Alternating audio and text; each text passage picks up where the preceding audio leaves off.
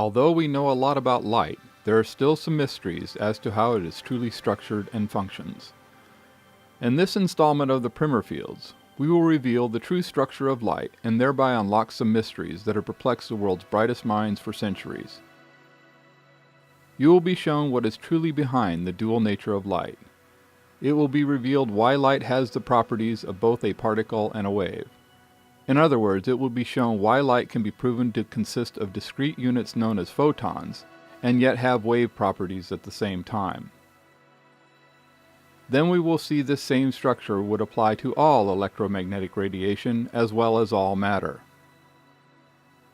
This explanation will also reconcile the infamous double-slit experiment in a way that most anyone can comprehend. Since the double-slit experiment is at the core of quantum mechanics, this has profound implications for the future of quantum computing as well as many other future technologies that will be built on this knowledge. Some of this future technology is already here, but that will not be revealed until Part 7 in the Primer Fields series. In this installment of the Primer Fields, we will discuss edge diffraction, single-slit diffraction, dual-slit diffraction, and many other aspects of light as well as all electromagnetic radiation. The interesting thing is that the explanation to all of this is actually quite simple, and as you may have guessed, it is built on the Primer Field structure. So let's start to unravel our little mystery. In this demonstration of the dual-slit experiment, we see a red laser, a yellow laser, and a green laser being used to show how the different wavelengths or colors of light respond when they pass through identical double slits. This experiment clearly shows the wave nature of light, and yet we know from other experiments that light is made up of discrete units or quanta of light that we refer to as photons. Notice how the patterns of the three different colors vary. This is a very important clue. Then with single edge diffraction, we see the very intriguing patterns around the edge of the razor blade. This is another very important clue.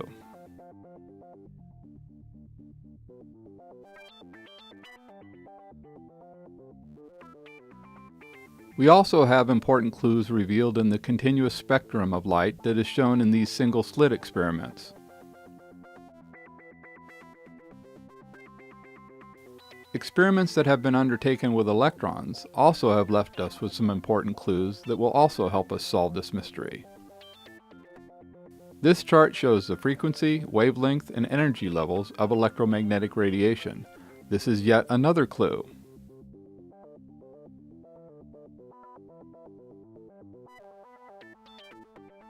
This is a diagram of the electric field and the magnetic field of all electromagnetic radiation.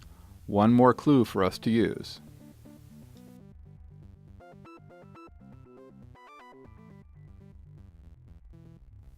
Here we have the structure of one unit, or quanta, of electromagnetic radiation. The red field is of north polarity and the blue field is of the opposite polarity. Then we see how this structure would fit into our diagram of electromagnetic radiation. So the size of the fields is determined by the wavelength of the electromagnetic radiation. Therefore, the field size is equal to one cycle of the wavelength, with the zero crossing point being centered on the nucleus of the fields, or photon in the case of light.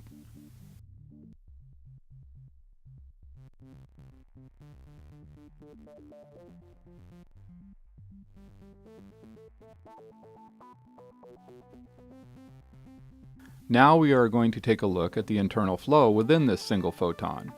Again, this would apply to all electromagnetic radiation. The green sphere represents the photon. Here we have the internal energy flow within the fields of the photon, as well as several other views of the photon and its fields. The image in the upper right corner shows how this is related to our vacuum chamber experiments. The same flows are at work in the vacuum chamber.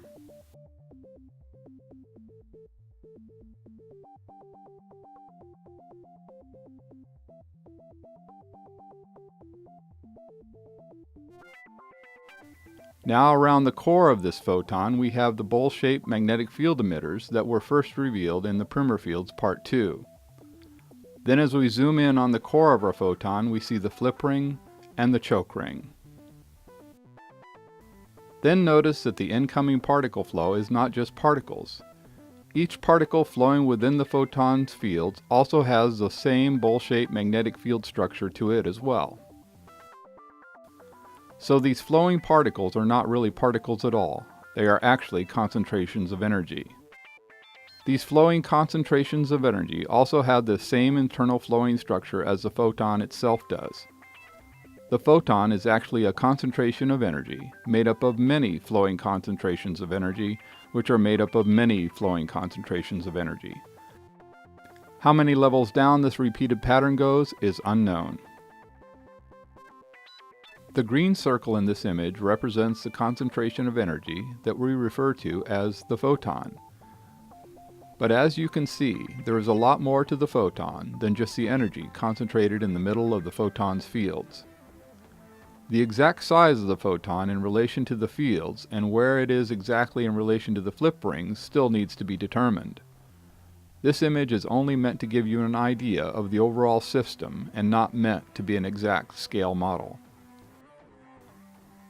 In reality, the photon is much smaller in relation to its fields than shown here, but this ratio is more effective for showing the inner workings of a single photon.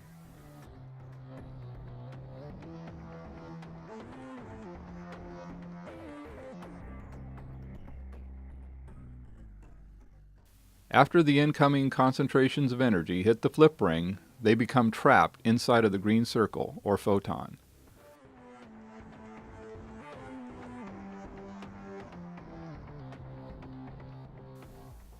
But as you can see, some of this trapped energy escapes at the equator of the photon and is recycled back into the flip ring yet again. This is the same pattern that we see in the vacuum chamber experiments.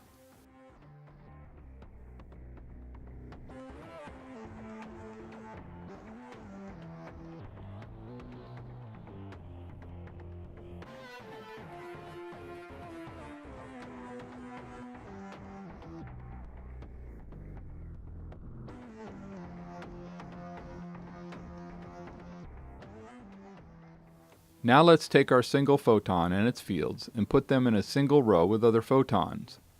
Remember, the actual fields that are shown here in red and blue are actually invisible. The green spheres are the photons themselves. The red fields represent north magnetic polarity and the blue represents south magnetic polarity, and therefore they are naturally attracted to each other, and the spacing between the photons is maintained by this field structure. Now the photons will go by us just missing us, but the fields of the photons do hit us. In the real world, this of course would make the photons turn slightly because of the drag on the fields on the side of the fields hitting us. Photons can be turned by an obstruction in the path of the photon's fields, even if the obstruction does not contact the photon itself. This is how light can bend around an object. Also remember that each photon's field structure has the flow shown in the lower left corner.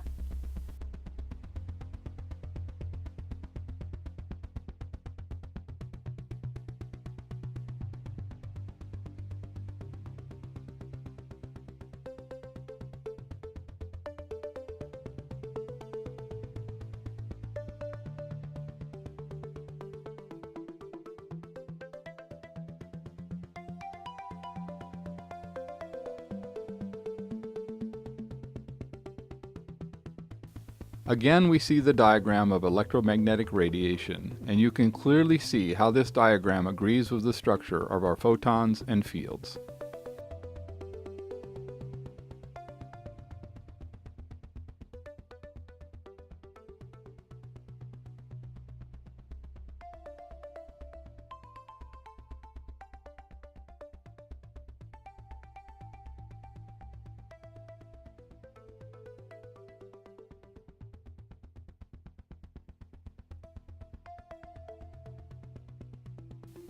So the ball of confined plasma in the vacuum chamber has the same basic structure as a photon.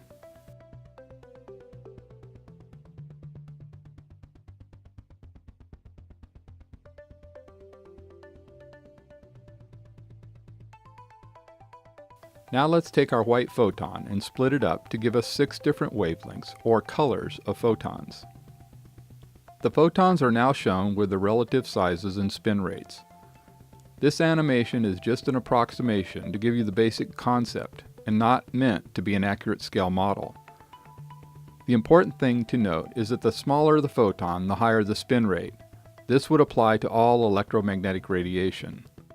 The violet photon has a shorter wavelength than the red photon, and it also has a higher spin rate. The violet photon also has a greater energy level than the red photon. Therefore, the shorter the wavelength, the higher the spin rate, the greater the energy level, and the smaller the photon. This would logically apply to all electromagnetic radiation. Then, of course, the wavelength is related to the field size, and the field size is related to the photon size.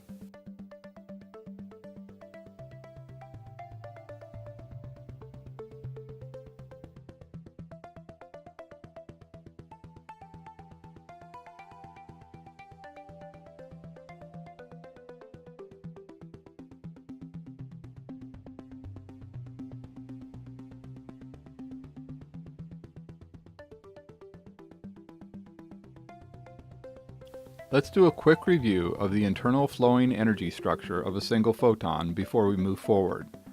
The flowing structure is the same for all electromagnetic radiation.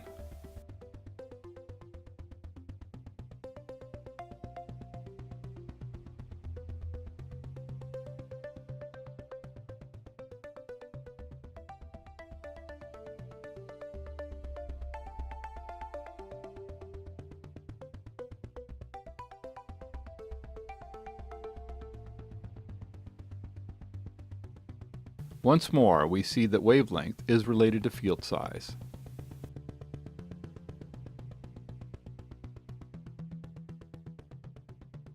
Here we have rows of photon fields with the corresponding waveform. So you can now see that the waveform clearly represents the size of the fields around a photon of electromagnetic radiation. Now the fields are shown as red and blue polarity fields.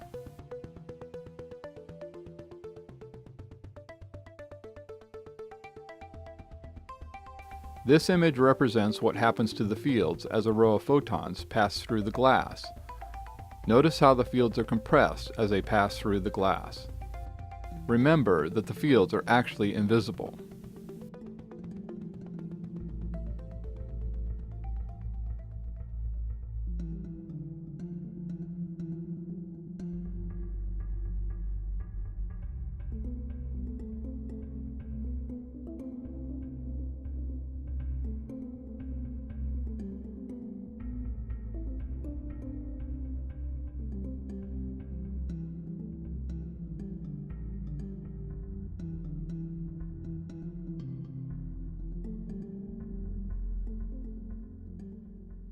Now we have a row of photons that we are going to observe as they go through the glass.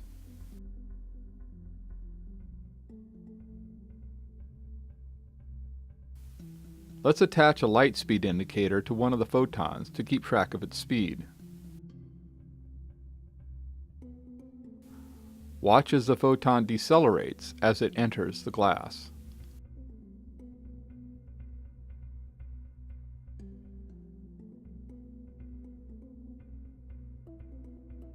Then the photon accelerates back to full light speed as it exits the glass, and the other photons in the row also accelerate back to full light speed upon exiting the glass and re-establish their normal spacing.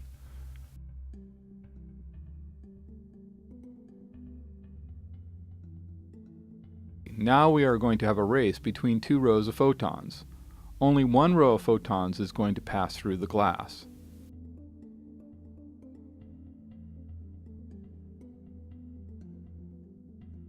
Notice how the fields of the bottom row of photons are compressed as they encounter the glass. Then as they exit the glass, the compressed fields rebound and push the photons away from the glass, thereby re-accelerating the photons back to full light speed.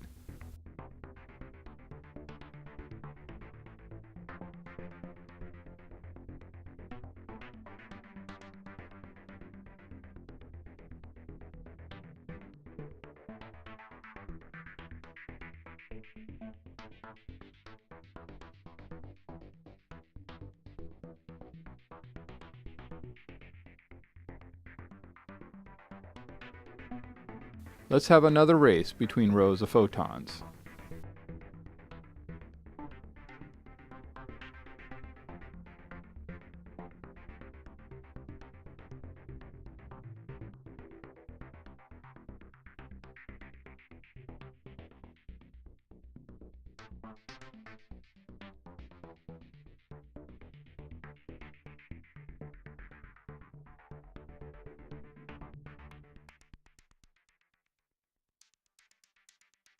Once more, we see how the compressed fields rebound as they exit the glass, thereby re-accelerating the photons to full light speed.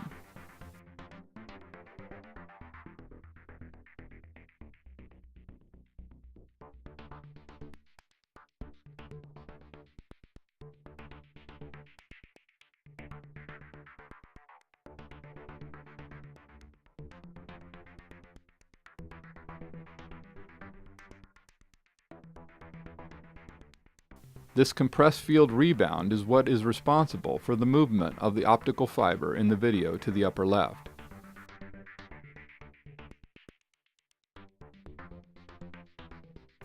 So as the photons and their fields pass through the optical fiber, they compress like a spring. Then as this spring of photons and fields exit the optical fiber, they rebound and push off of the optical fiber, causing it to whip very slightly.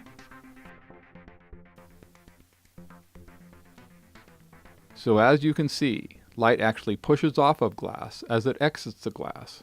Even the photons of light that are hitting your retinas from this video are being pushed off of the screen as they leave the screen because of the rebounding effect of the compressed photon fields.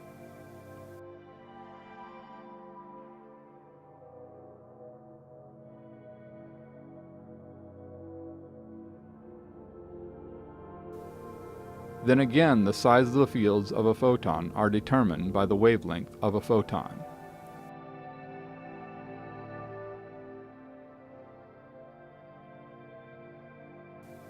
Here we see the typical waveforms that are used to represent visible light and other forms of electromagnetic radiation, but in reality, no such waveform exists.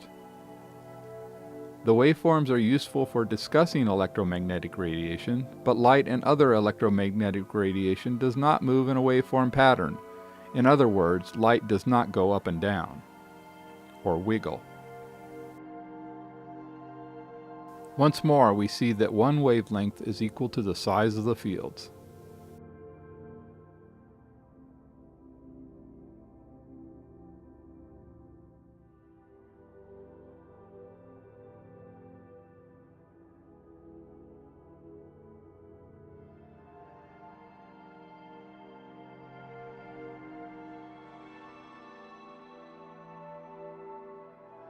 In this image, the upper row of photons are shown enlarged so that you can see the spin rate and relative size more clearly. I have also intentionally shown the upper photons as not having a hard spherical shape to emphasize that photons are actually concentrations of energy, just as the ball of plasma in the vacuum chamber is.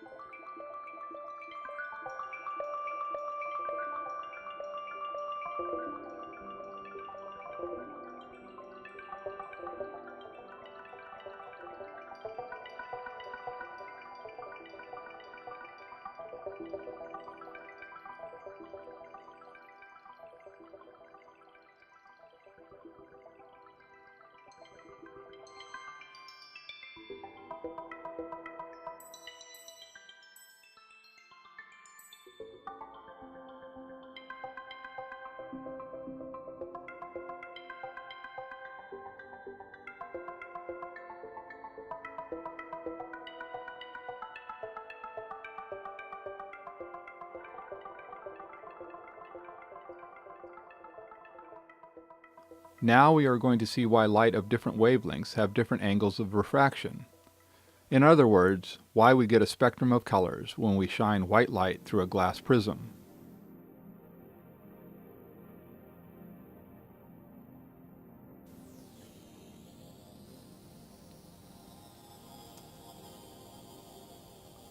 In this animation, time is frozen temporarily, and this has stopped the photons moving so that we can get a better look at the dynamics of this glass-photon interaction.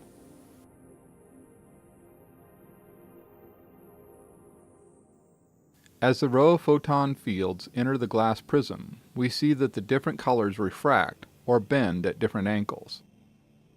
Then we see that as they exit the glass prism, the photon fields also refract at different angles according to the wavelength or color of light.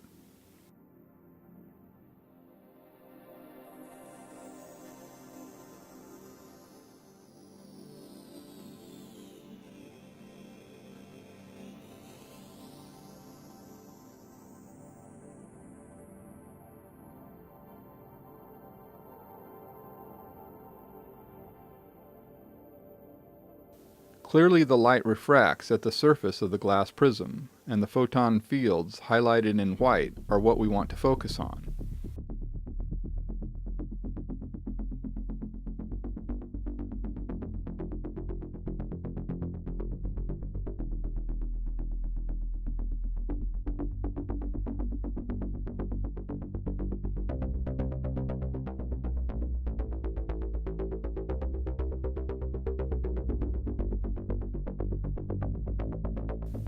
Now we are going to watch as two photons and their fields travel through the glass prism. We can clearly see that the violet photon fields refract more as they cross the glass prism surface than do the red photon fields. Then as the photon fields exit the glass, we also see that the violet photon fields refract more sharply than the red photon fields.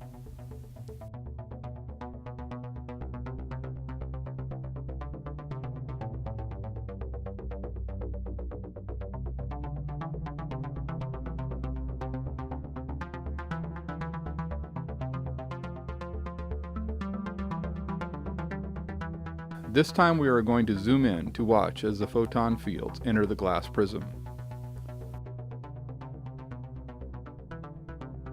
You can clearly see that the violet photon refracts more sharply than the red photon due to the size of the fields. So the smaller the fields, the more sharply they will refract. Since field size is related to the wavelength of the light, this agrees with what we actually find when light is refracted by a glass prism in the real world.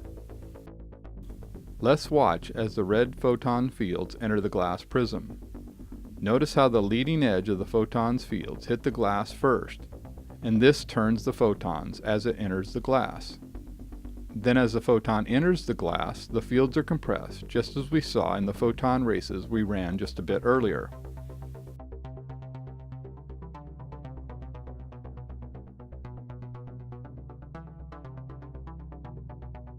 Now as the compressed fields exit the glass, they rebound. Since one edge of the photon fields exit the glass first, it rebounds first, thereby pushing that edge of the photon and turning the photon and its fields.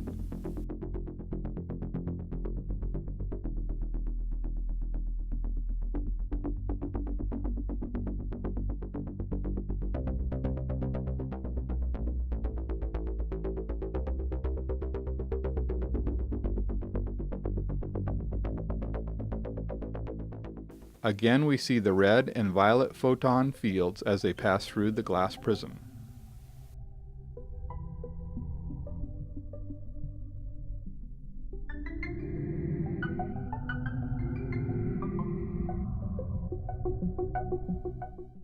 So now you know why light refracts as it passes through glass or other transparent materials. It is very simple once you know how photons of light are actually structured.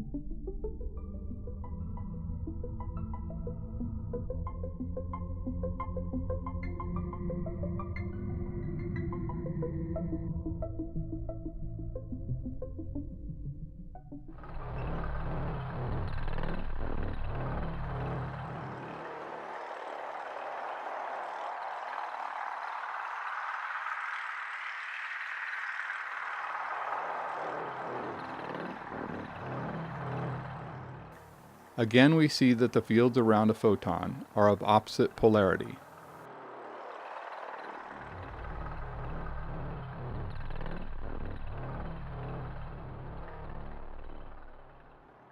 Here we have some rows of photons aligned with their corresponding waveforms.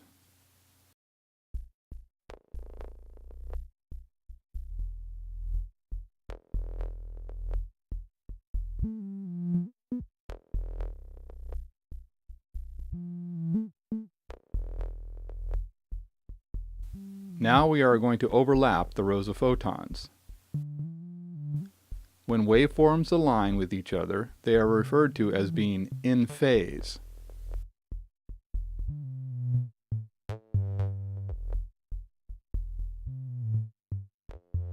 When the waveforms are not in alignment, they are referred to as being out of phase.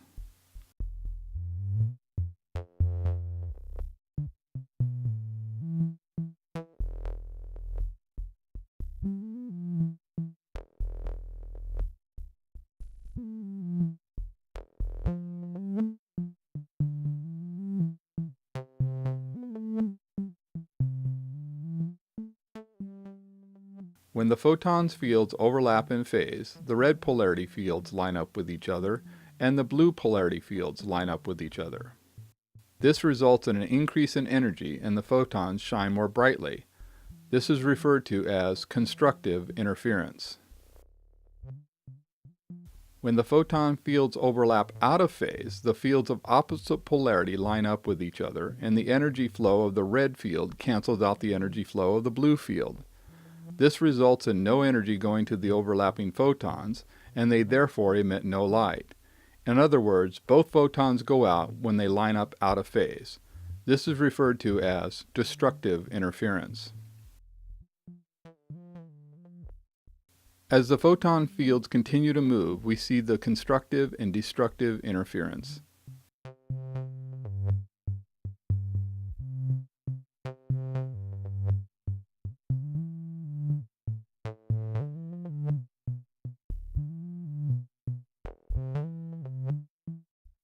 This is why the light either goes out or gets brighter in laser interference experiments.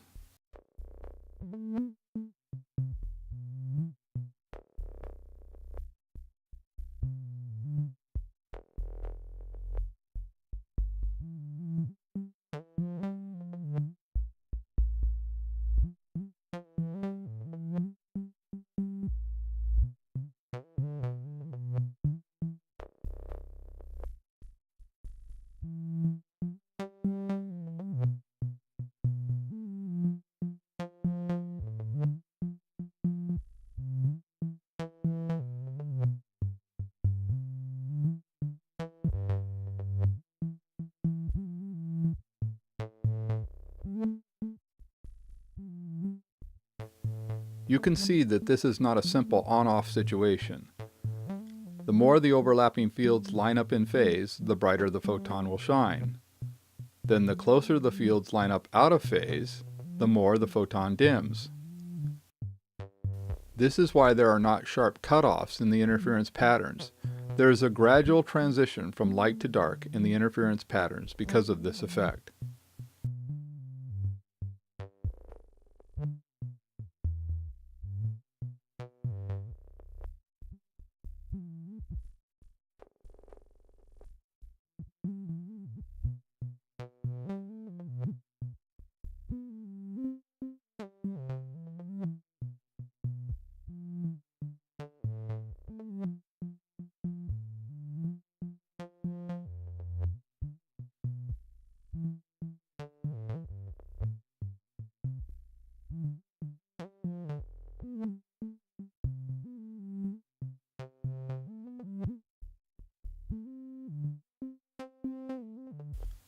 Now we have two flat panels of photon fields.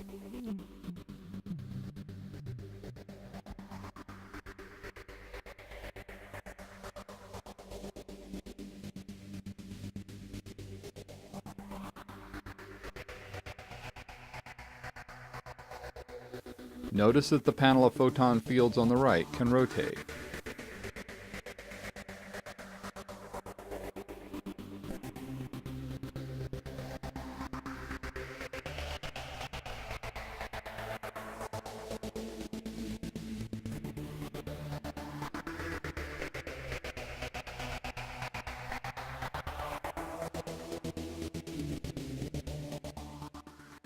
In reality, the overlapping fields would result in no light at all, but the limitations of the animation software I use would not allow me to achieve the effect I desired here, but you get the idea. Now watch what happens as we rotate the one panel of photon fields.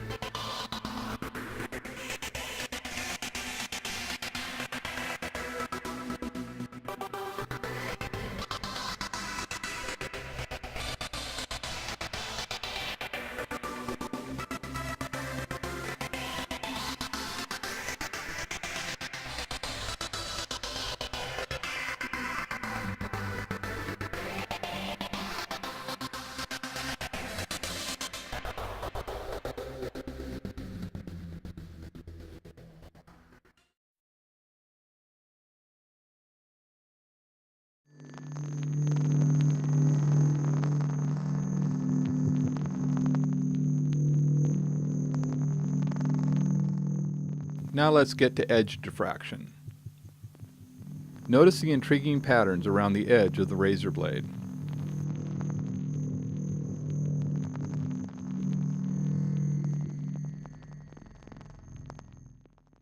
This animation shows a photon gun that will emit a single row of photons across the yellow edge.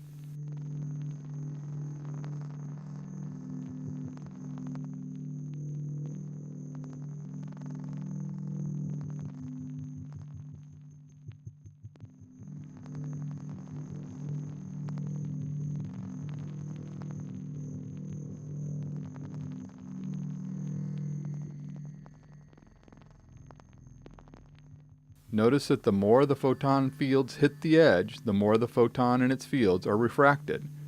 The photon itself still goes by the yellow edge, but its path is altered because of the drag of its field going across the edge.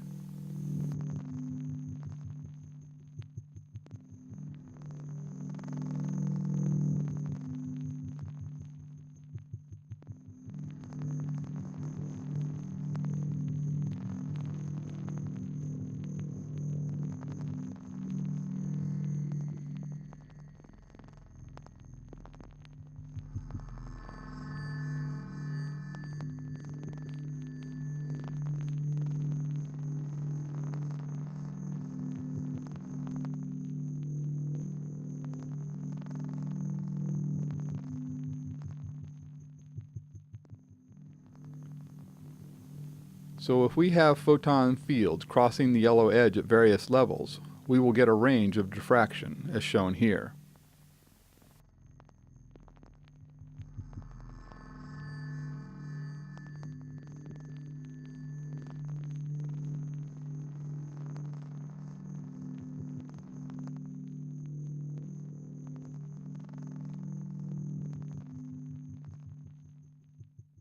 Then as these diffracted photons cross each other, we see our interference patterns emerge.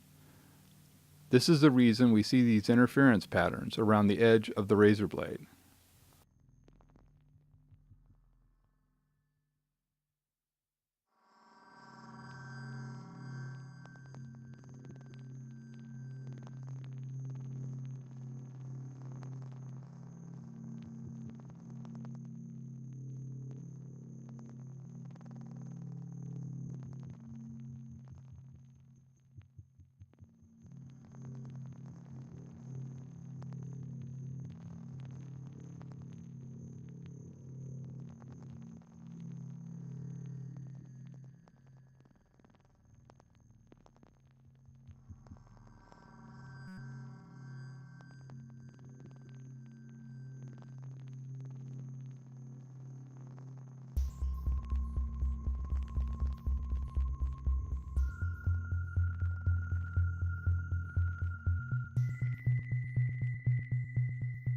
Now we are going to discuss slit diffraction, which is basically just edge diffraction, but with two edges that are parallel to each other on opposite side of a beam of photons. As you can see here, the widest slit results in the narrowest pattern. A greater percentage of the photons passing through the narrow slit are affected by the edges of the slit than is the case for the widest slit. So the edges of the wider slit affect a smaller percentage of the photons passing through the slit than would be the case for the narrower slit. In this demonstration provided by MIT, we see a red laser shining on a single slit, which will vary in width during this demonstration.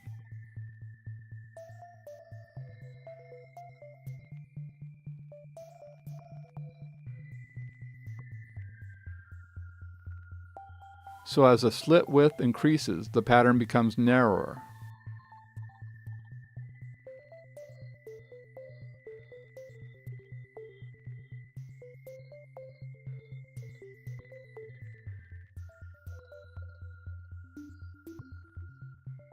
Then as the slit width decreases, the pattern gets wider and more diffuse.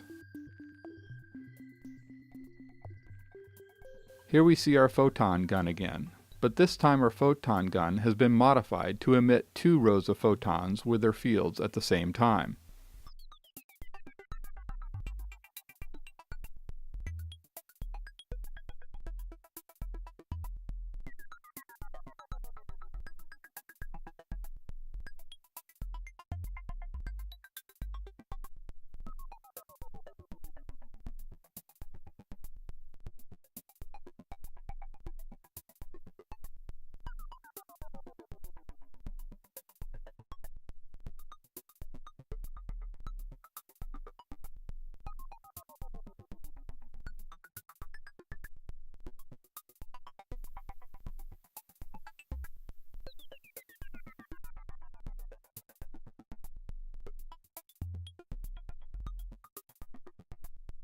A single slit gives us a fan-shaped pattern of photons and their fields.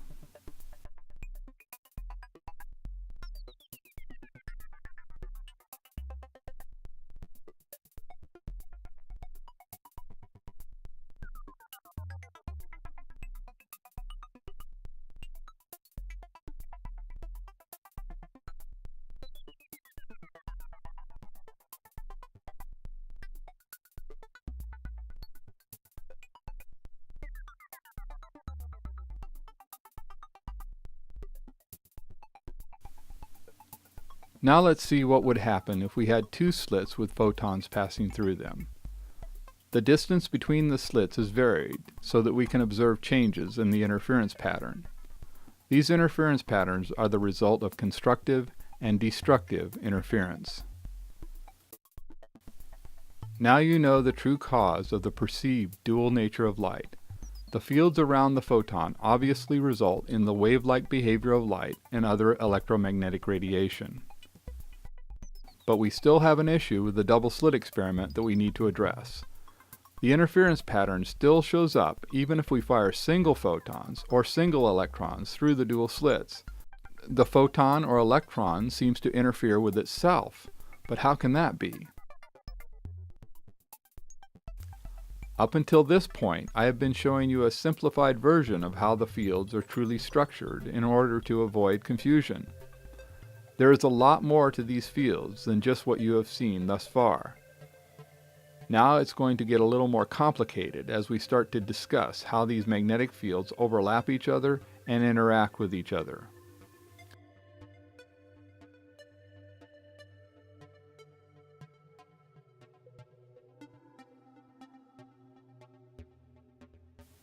Here we have the photon and its fields again. But in reality, the electromagnetic fields do not just stop at the limits of the fields shown here. They continue out much further, but they also get much weaker as they go further away from the photon. Now we see the red field extending out much further than what we have discussed up until this point. Again, this extended electromagnetic field is much weaker on the outer limits than it is next to the photon. Now we see the extended blue electromagnetic field. The further you go from the photon, the weaker the fields.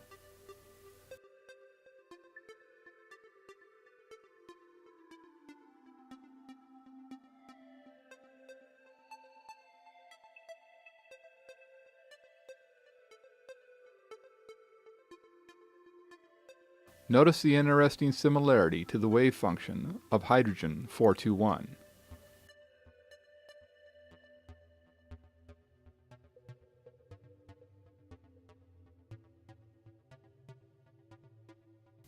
Now we have two photons. Now we have the extended electromagnetic field of these two photons. Notice how the extended electromagnetic fields overlap each other.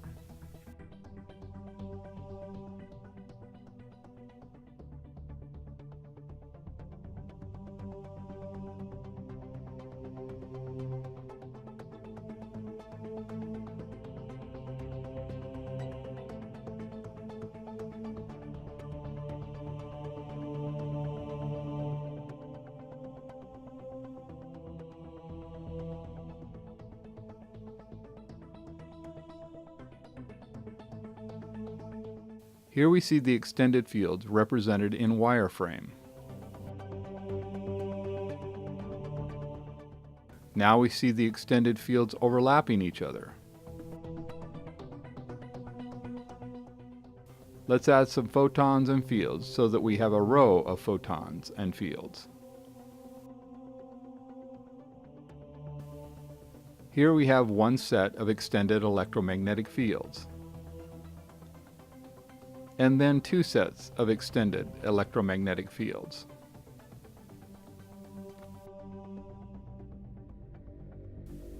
Now we have all of the photons' extended electromagnetic fields.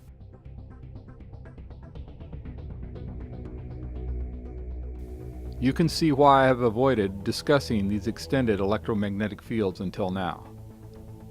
But the way in which these fields overlap is very important when it comes to understanding the double slit experiment and how the bonds in matter can be so strong. So you can see that the extended electromagnetic fields extend well away from the photon, just as the fields of our Sun extend well out away from the Sun. The fields of the Sun extend out past Pluto, and even that far from the Sun, the solar wind still carries charged particles. So you could think of the Sun as a giant photon.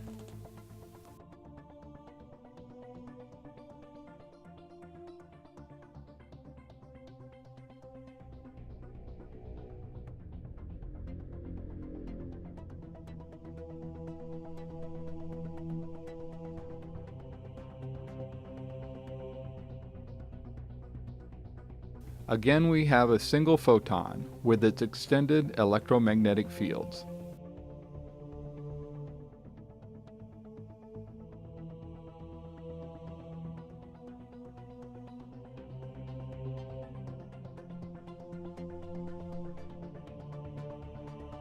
One of the most intriguing experiments in physics is the double slit experiment. Until now, there has been no satisfactory explanation for the interference patterns that result when you fire only one photon or one electron at a time through the slit. It is as if the photon or electron interferes with itself.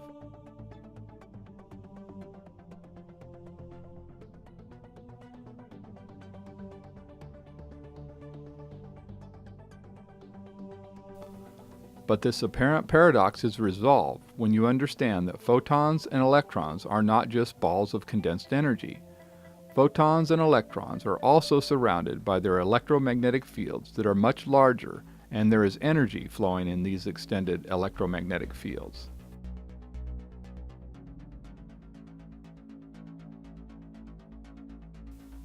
The photon or electron passes through one slit. Then some of the energy of the extended electromagnetic field passes through the other slit, and this energy interferes with the photon or electron energy that went through the opposite slit. This is why a photon or electron can interfere with itself. The mystery of the infamous double slit experiment is no longer a mystery.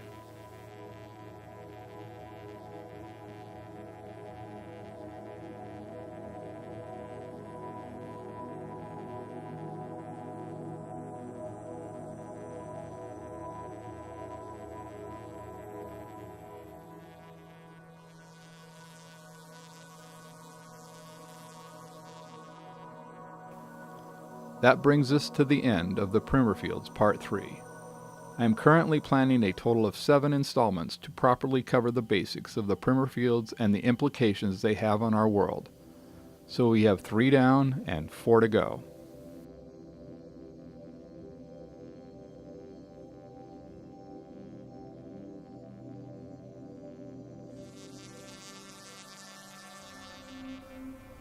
In this installment of the primer fields, we learned about photons of electromagnetic radiation and the electromagnetic fields that surround them.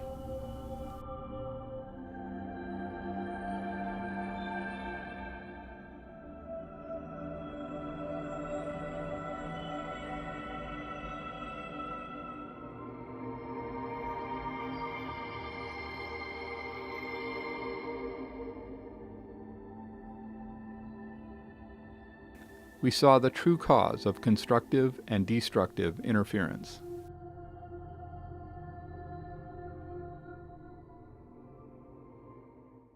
It was shown that when the electromagnetic fields of the same polarity line up, we have constructive interference and the photon glows more brightly. Then we saw that when electromagnetic fields of the opposite polarity line up, they cancel each other out and thereby dim the photon. This we learned is the true reason behind destructive interference.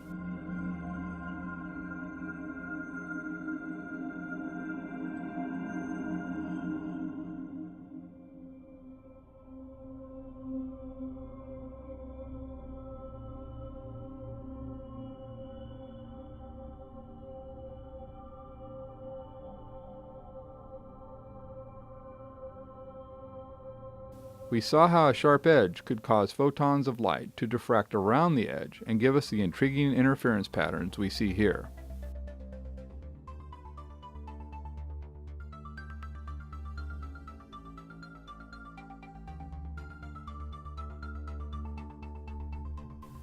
We examined slit diffraction, one photon at a time.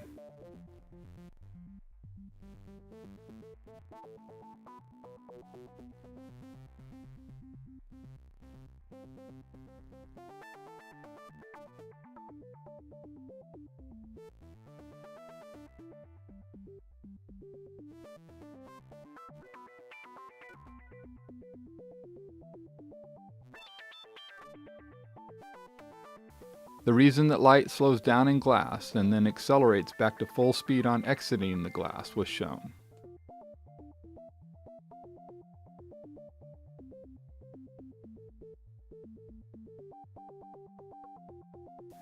Then we saw that we could now explain this optical fiber whip due to the fields of the photons pushing off of the end of the optical fiber as the photons exit the fiber. The true reason that light refracts as it enters and exits glass was revealed.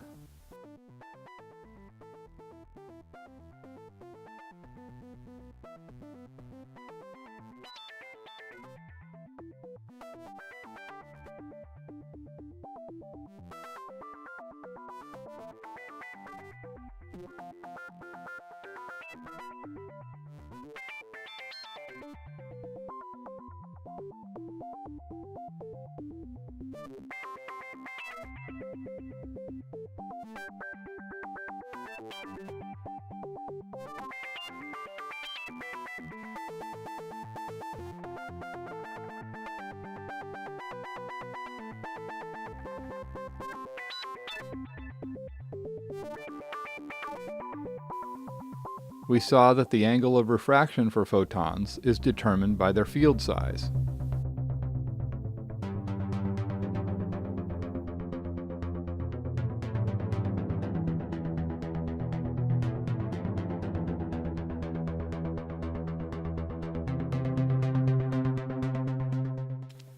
So the next time you see a rainbow, you will know the science behind its beauty.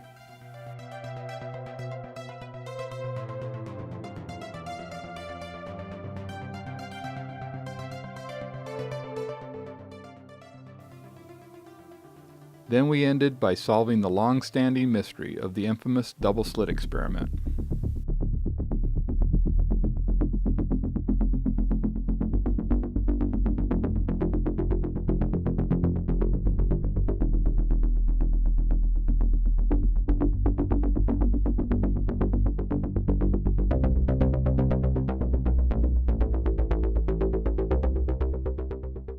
In the Primer Fields Part 4, we will be discussing the structure of matter down to the subatomic level.